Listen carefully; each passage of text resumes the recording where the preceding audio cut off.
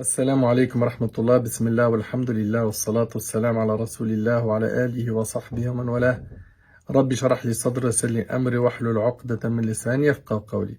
Mes chers frères et mes chères sœurs, si je fais cette vidéo aujourd'hui, c'est pour parler d'un fléau. Ce fléau est le fait d'enlever le voile après l'avoir porté. Alors, pour commencer, je sais que le porter en France, c'est pas facile. Je sais qu'il y a beaucoup de sœurs qui ont été victimes d'islamophobie. Je sais que c'est pas facile. Mes sœurs, revenez aux raisons qui vous ont poussé à porter ce hijab. À l'époque, vous l'avez porté par foi. Votre foi vous a poussé à porter ce hijab. Vous l'avez fait pour Allah tabarak wa ta'ala. Ne le retirez pas pour les gens. Ne le retirez pas pour les gens. Je sais que c'est difficile. Wallahi al-azim. Je sais combien de portes se sont fermées à votre visage. Quand vous avez cherché de l'emploi, quand vous avez essayé de faire des stages, et ça n'a pas été facile. Mais posez-vous la question, qu'est-ce que je vais répondre à Allah tabarak wa ta'ala quand il va me demander pourquoi est-ce que j'ai laissé un commandement divin? Pourquoi? Alors, on entend des fois certaines de nos sœurs, qu'Allah les préserve et les guide, et on leur souhaite que du bien. Certaines de nos sœurs disent, en fait, c'est mon cheminement spirituel qui m'a amené à enlever le hijab. Stop. Cheminement spirituel, enlever le hijab. Ça colle pas. C'est contradictoire. Ça ne colle pas. Cheminement spirituel, ce qui en découle, c'est plus de bonnes actions, pas moins. Cheminement spirituel, c'est je fais plus d'efforts, pas moins. Donc, ce qu'il faudrait plutôt dire, c'est je suis tombé dans les ruses du diable, ou j'ai eu une cassure spirituelle, ou bien une dégringolade spirituelle. Ça, on l'entend, et personne n'est à l'abri d'avoir une baisse de foi. Mais par contre, dire qu'en cheminant spirituellement, c'est-à-dire en allant vers Allah, j'ai enlevé le voile, mais ça colle pas. Et ça ne collera jamais. Et il ne faudra jamais utiliser ces propos. Pourquoi? Ils sont contradictoires. C'est pas possible que quelqu'un, en allant vers Allah, il désobéit à Allah. Ça n'a aucun sens. Ce point-là, j'aimerais bien qu'il soit retenu. Également, quand on fait ce péché, celui qui est d'enlever son hijab, on ne l'affiche pas dans les réseaux sociaux.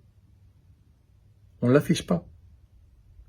Et le prophète sallallahu alayhi wa sallam, dans le hadith rapporté par Bukhari et Muslim selon Abu Huraira, a dit « Toute ma communauté peut bénéficier du pardon d'Allah, sauf al-mujahirin ».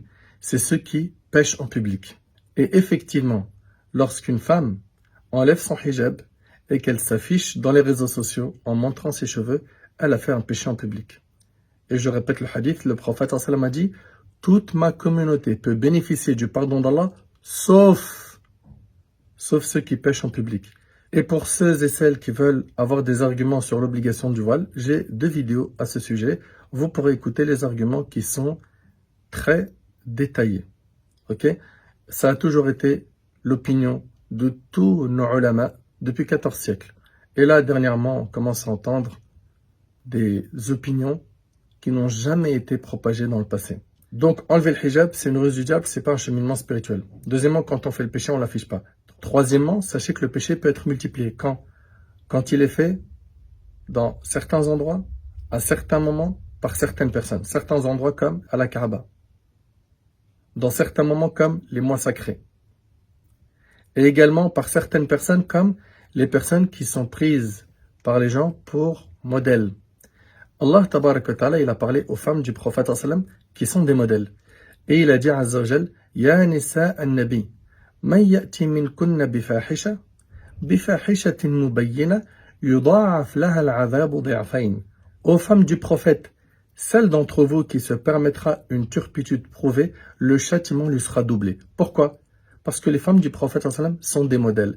Les savants déduisent donc que toute personne qui est prise pour modèle, son péché il est multiplié. Son péché il est multiplié. Qu'Allah nous en préserve. Également parmi mes conseils, c'est ne jamais féliciter quelqu'un pour son péché.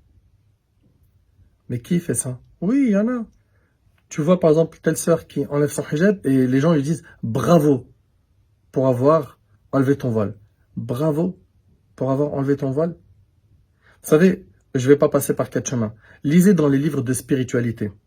D'accord? Comme ça, vous ne dites pas, le frère Nader, il est dur, il est méchant, etc. Dans les livres de spiritualité, ce type de propos n'émane que des cœurs malades. Quelqu'un qui félicite quelqu'un pour avoir désobéi à Allah, ça vient d'un cœur malade. Et j'implore Allah subhanahu wa ta'ala de guérir les cœurs de nos frères et de nos sœurs.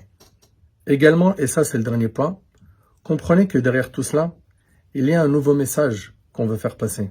Derrière ces imams qui disent que le voile n'est pas obligatoire, ces femmes qui sont influentes et qui enlèvent le hijab, il y a un message qu'on veut faire passer, qu'on veut propager. C'est quoi? C'est le fait en fait de se faire passer pour des gens qui ont une compréhension qui émane d'esprit éclairé. Alors que nous, notre seule lumière est celle de notre religion. J'implore Allah tabaraka wa ta'ala de guider nos sœurs qui ont enlevé le hijab et je leur rappelle que la récompense d'Allah subhanahu wa ta'ala qui les attend est immense si elles s'accrochent, si elles tiennent bon, si elles sacrifient pour Allah tabaraka wa ta'ala. Allah azza wa jal leur facilitera bi'idhnillah si elles s'en remettent comme il le faut à lui. Allah subhanahu wa ta'ala va les soutenir. Allah tabaraka wa ta'ala leur accordera mieux que ce qu'elles ont perdu. Le prophète sallallahu alayhi wa sallam n'a-t-il pas dit que celui qui délaisse quelque chose pour Allah, Allah il le remplace par une chose meilleure? Allah tabaraka wa ta'ala nous a dit que quiconque s'en remet à Allah, Allah lui suffit. Ma sœur, place ta confiance en Allah, avance, et si tu as porté le voile, je te le dis, je te le répète, rappelle-toi pourquoi tu l'as porté. Pour Allah. Que les paroles des gens, que les regards des gens, que les critiques des gens ne te fassent jamais oublier l'objectif pour lequel tu as porté le voile. J'implore Allah subhanahu wa ta'ala d'assister nos sœurs. J'implore Allah azza wa jal de guider mes sœurs qui l'ont enlevé. Souvent, ce sont des sœurs de bonne famille, des sœurs qui, subhanallah, elles ont des fois des parents qui sont très investis dans la religion. Si il vous arrive, mes sœurs, de désobéir à Allah subhanahu wa ta'ala en enlevant le hijab, ne l'affichez pas. Ayez au moins de la pudeur envers votre Seigneur azza wa jal et demandez à Allah tabaraka wa ta'ala de vous guider, d'améliorer votre situation et on fera des doigts pour vous. Qu'Allah subhanahu wa ta'ala vous facilite, qu'Allah subhanahu wa ta'ala vous pardonne ce péché et qu'Allah vous ramène à la vérité rapidement. هذا والله أعلم سبحانك اللهم وبحمدك أشهد أن لا إله إلا أنت أستغفرك وأتوب إليك وآخر دعوانا الحمد لله رب العالمين والسلام عليكم ورحمة الله وبركاته.